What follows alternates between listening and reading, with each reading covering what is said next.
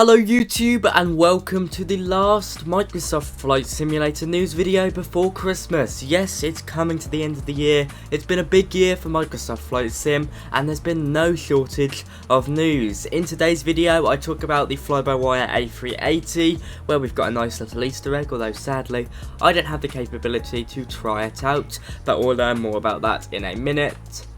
Some exciting new aircraft from DC Designs such as the Concorde and the Harrier, and some work in progress on the BAe146, my favourite aircraft, and some slightly sad news about the F35. A lot to get into, so let's talk about it. I don't want to keep you here for long, so be sure to like, comment and subscribe to stay up to date with the most important, exciting and fun Microsoft Flight Sim news. Anyway, let's get right into it.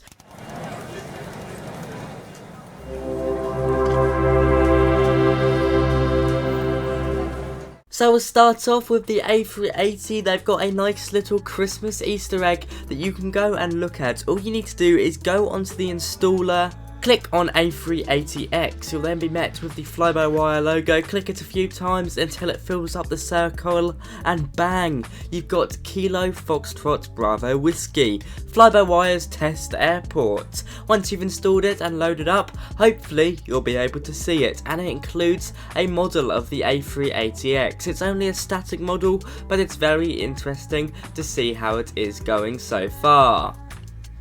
It even includes a bit of a cockpit. There are wires coming out of it and it's of course nowhere near complete, but it's nice to see fly-by-wire have given us this little Christmas Easter egg, I'd call it really, which after a bit of hunting you can download and take a look at the early model of the A380. There's also a few Christmas lights around and a little Santa hat on the front of the aircraft, so it's the fly-by-wire team wishing you a very Merry Christmas. The nearest airport to there is Kilo Tango November Papa, so it basically has a massive airport to fly to. I think it's in the Mojave Desert. There's not too much around there, but it's not too far from the likes of LAX. Now, as I said, sadly I can't see it. I load in and a lot of the hangar buildings and indeed the A380 aren't there. I'm not too sure what it is. It seems to be some sort of conflict with the scenery, but I've emptied my community file, so I guess I've got a bit of playing around to do to find the root cause of that. I've spoken to support and they just told me to go through my community file. I have deleted everything from there, so there must be something deeper that I haven't found yet. But nonetheless, an awesome little kind of Christmas present from the fly-by-wire team. They like to have their fun, nothing to complain about, just a bit of festive joy. Now moving over to DC Designs with their Christmas 2021 update, where all aircraft are work in progress about what they're talking about, including the Concorde, the Harrier and the Su-27. You can find this post in full on Facebook. It goes into a lot of detail about not only these aircraft but also the future of DC Designs as a whole. Starting off with a beautiful Concorde, they say it's about 90% developed, with release aiming at around late February 2020. At one point I believe the target was before Christmas, but of course things develop and he's clearly wanting to make it as best as he can make it, so February it will be. We've also got the Harrier jump jet, or as it's officially called in America, the AV8B. This aircraft of course is a vertical takeoff and landing and short takeoff and landing capable.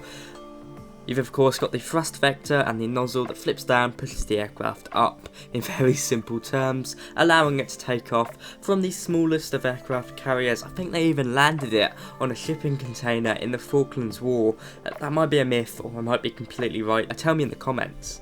We're also seeing that with the F35 by India FoxtTecho, more on that at the end of the video. The Su-27 Flanker, of course a Russian aircraft, is about 60% developed. It doesn't provide too much information here. Followed by the P-47 Thunderbolt, which is 40% developed with a possible release of 2022. Followed with that, their freeware aircraft they're working on, the P-61B Black Widow, is about 50% developed with a possible release of 2022. They're still working on the aircraft that they've already released, such as the F-15 Eagles, the Tomcats, and the SC Designs F-16. I've been going through some of the screenshots that we've seen. What sticks out to me is the Su-27. It looks absolutely beautiful, especially in the Ukrainian Air Force livery, which has kind of got that blue technical or digital look, I guess you'd call it.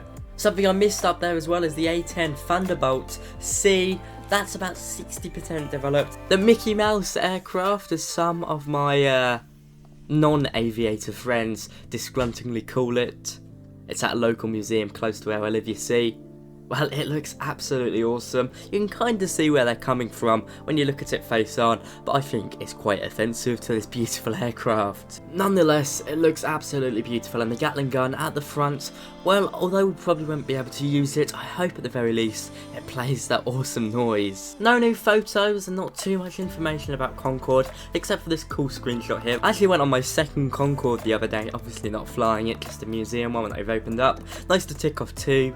I've been to the one at Oxford and the last museum I went to. It's a really beautiful aircraft, I cannot wait for it, and it's sure to be a bestseller. We now move over to some news from JustFlight with their BAe146, the vintage airliner affectionately known as the Jumbolino. It's an aircraft, what can I say, I'm very looking forward to, being one of my favourite airliners of all time. This is certainly going to be on my sim as soon as it's released. The recent update focuses on lighting, showing us how the aircraft looks in a very much nighttime environment. And it looks absolutely beautiful. The textures are already far better than the X-Plane version, which means this is going to be better than the one I already love flying on X-Plane. Just look at the overhead panel, it's beautiful, what can I say? JustFlight, keep it up. Finally, some sad news from India FoxtTecho regarding their F35. While about a week ago they did say they expected it to come out about now, there's been a few issues that means that the release has been suspended for the time being.